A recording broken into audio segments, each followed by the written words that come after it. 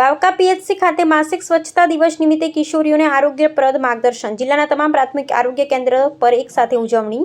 દાહોદ જિલ્લા આરોગ્ય વિભાગ દ્વારા પ્રાથમિક આરોગ્ય કેન્દ્ર બાવકા ખાતે વિશ્વ માસિક સ્વચ્છતા દિવસ નિમિત્તે જાગૃતિ કાર્યક્રમનું આયોજન કરવામાં આવ્યું હતું. આ કાર્યક્રમ ઇન્ચાર્જ જિલ્લા આરોગ્ય અધિકારી Shri doctor Girvar Bariya, RCHO doctor Ashok Dabhi તથા તાલુકા આરોગ્ય અધિકારી ડોક્ટર ભગીરથ બામણિયાના માર્ગદર્શન હેઠળ યોજાયો હતો.